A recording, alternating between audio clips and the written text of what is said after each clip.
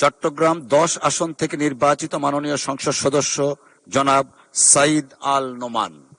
জনাব সাইদ আল নোমান, আপনার সময় বরাদ্দ 6 মিনিট। ধন্যবাদ। বিসমিল্লাহির রহমানির রহিম।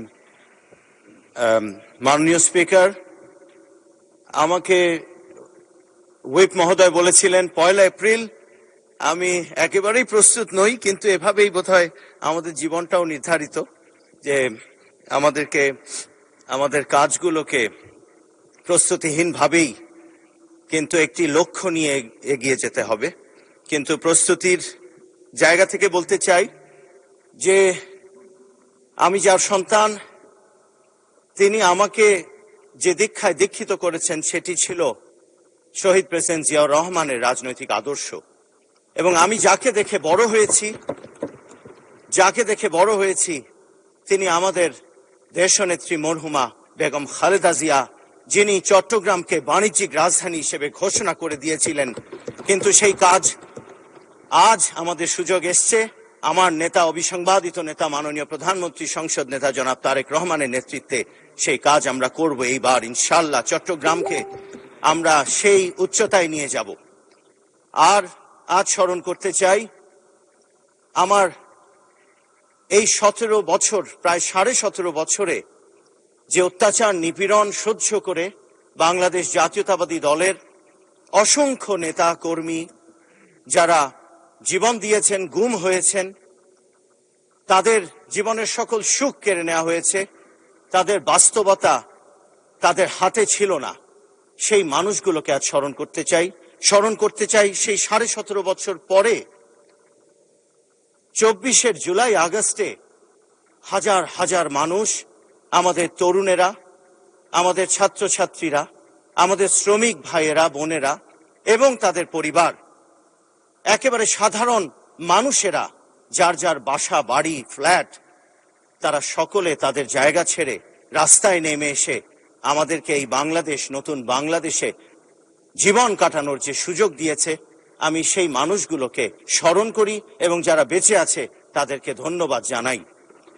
আমি চট্টগ্রামকে মনে করি খুব অবহেলিত, এবং আমরা এই 55 বছরে আমরা দেখেছি যে চট্টগ্রামে আমরা অনেক বড় বড় মন্ত্রী পেয়েছি, আমরা হয়তো আমার বাবা তাদের একজন, আমরা অনেক বড় নেতা পেয়েছি, কিন্তু চট্টগ্রাম মনে করে চট্টগ্রামের জন্য বিশেষভাবে যে কাজগুলো দরকার সেগুলো হয়নি। তাই আমি এই সংসদের মাধ্যমে মাননীয় স্পিকারকে অনুরোধ করতে চাই যে চট্টগ্রামে যদি সেই বাণিজ্যিক রাজধানী অর্থাৎ 2003-এ মরহুমা দেশনেত্রী বেগম খালেদা জিয়া যে ঘোষণা দিয়েছিলেন এবং আক্ষরিক অর্থেই ঘোষিত হয়েছিল চট্টগ্রামকে বাণিজ্যিক রাজধানী হিসেবে, তিনি লালদিঘির ময়দানে ঘোষণা করেছেন এবং ক্যাবিনেটে তিনি অ্যাপ্রুভ করেছেন। সেই 16 দফা যেটি আব্দুল্লাহ আল নোমান, আমার প্রয়াত পিতা, নিজ হাতে ড্রাফট করেছিলেন, সেই 16 দফা যদি বাস্তবায়ন করি, আমি মনে করি চট্টগ্রাম আর সেই দুঃখে থাকবে না, তার কষ্ট নিয়ে সে বারবার আর কথা বলবে না। সে বলবে, এবার আমরা পেয়ে গেছি আমাদের নেতা জনাব তারেক রহমানের নেতৃত্বে সেই চট্টগ্রাম, যেই চট্টগ্রাম আমরা 55 বছর ধরে স্বপ্ন দেখছি হবে। আমি আজ বলতে চাই, শিক্ষা ব্যবস্থা আমার খুব প্যাশনের জায়গা।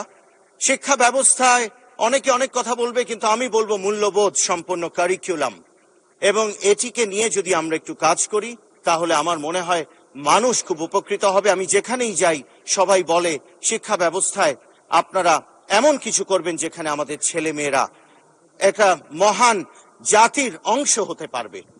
অতএব মাননীয় স্পিকার, আপনার মাধ্যমে তো অনেক কিছুই বলার ছিল, ভাবছিলাম 2-3 দিন ধরে এই 1 এপ্রিল আমি এটা বলে আমি খুব ধন্য হব, এর পরবর্তীতে মনে করব যে একটা প্রথম বক্তব্য সে দারুণ কিছু বলেছি, বাট আজকে মনে হয় আমি সেই সুযোগটা নিতে পারলাম না। কেননা একেবারেই যখন আমার নাম বললেন আমি অবাক হয়ে দাঁড়াতে হলো, কেননা এই মহান সার্বভৌম জাতীয় সংসদে আপনার কথাই আদেশ। অতএব আপনি বলেছেন তাই দাঁড়িয়ে গেছি। আমি চট্টগ্রামের পানির সমস্যা নিয়ে আরেকটু বলতে চাই। আমাদের প্রতিটি এলাকায় কিন্তু ওয়াসার লাইন যায়নি। আমাদের মেডিকেল কলেজ হসপিটাল যেটা আছে, প্রায় 5 কোটি মানুষের সমাধান, শারীরিক সমস্যার, মানসিকটা তো করেই না, কোনো হসপিটাল আমাদের নেই চট্টগ্রামে। যে শারীরিক সমস্যাগুলো হচ্ছে স্বাস্থ্যগত, সেগুলো সমাধানের একটি জায়গা, দুটো জায়গা, ওটাকে আমি দুটো বলবো না, দেড়টা বলবো। জেনারেল হসপিটালটা, এটাকে খুব বড় হসপিটাল বলা যাচ্ছে না। চট্টগ্রাম মেডিকেল কলেজ হসপিটালে আমরা বলি 2000-এর অধিক বেড আছে। আদতে আমি ডাইরেক্টর যিনি, তার সাথে কথা বলে জেনেছি 500 বেডের সক্ষমতা আমাদের মেডিকেল কলেজ হসপিটালে। এটি আমার আসনে না পড়ার কারণে আমি আমাদের সংসদ সদস্য চট্টগ্রাম 9 তার সাথে আলাপ করেছি, আমার যা করণীয় আমরা করব। তবে চট্টগ্রাম 10 সহ চট্টগ্রাম 11, চট্টগ্রাম 7, 8 সকল জায়গায় আমি বিশ্বাস করি, আমি এক্সপার্টদের সাথে কথা বলেছি, একটি করে হলেও 500 বেডের অথবা এর কম হলেও চলবে, আমাদের একটি মেডিকেল হসপিটাল আমাদের দরকার প্রতিটা এলাকায়, প্রতিটা আসনে। এটা কমপক্ষে একটি হওয়া দরকার। এই দাবিগুলো অথবা এই অনুরোধগুলো আমি মাননীয় স্পিকার আপনার মাধ্যমে আমার প্রথম বক্তব্যে চেয়েছিলাম যে একটু বলে রাখি, কেননা চট্টগ্রাম আমাদের প্রাণের শহর, আমাদের জীবন। আর আমার নেতাকে আমি ধন্যবাদ জানাই আমাকে মনোনয়ন দেবার জন্য, এবং চট্টগ্রামবাসীকে আমি কৃতজ্ঞতা প্রকাশ করছি আমাকে নির্বাচিত করবার জন্য। আমার সময় শেষ, আমি আবার উঠবো ইনশাল্লাহ। মাননীয় সদস্য, আপনি যেহেতু 1 তারিখের জন্য আশ্বস্ত হয়েছিলেন, আজকে ডাকা হয়েছে, সেটার জন্য আউট অফ জেস্টার 1 মিনিট অতিরিক্ত সময় আপনার জন্য বরাদ্দ করা হলো। আমি আবার আপনাকে ধন্যবাদ জ্ঞাপন করছি মাননীয় স্পিকার। আমি একটি রম্য আলাপ করে একটু শেষ করতে চাই।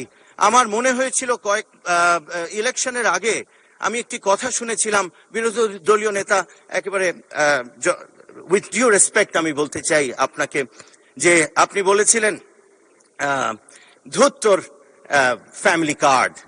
আসলে আমি এটাকে ভুল বুঝিনি, আমি ওনার বক্তব্যকে একেবারে ভুল বুঝিনি। কেননা আমার মনে হয়েছে তিনি ভেবেছিলেন, আরে কি ফ্যামিলি কার্ড, আপনারা জনাব তারেক রহমানের অ্যাবিলিটিস সম্পর্কে জানেনই না। তিনি ফ্যামিলি কার্ডকে ছাপিয়ে কৃষক কার্ড থেকে শুরু করে প্রতিটা ক্ষেত্রে তিনি যুগান্তকারী উন্নয়ন নিয়ে আসবেন বাংলাদেশের জন্য। সেই কারণে আমি তাকে ভুল বুঝি নাই। জি, অতএব আমি এতটুকু ভুল বুঝতে চাই না। এই হাউসের ওই পক্ষে যারা আছেন, আমরা পুরো বাংলাদেশের প্রতিনিধিত্ব করি। আমার সাথে যিনি হেরেছেন চট্টগ্রাম 10-এ, আমি তারও প্রতিনিধি। সেভাবেই ইনশাল্লাহ আমরা। ধন্যবাদ মাননীয় সদস্য। এই পর্যায়ে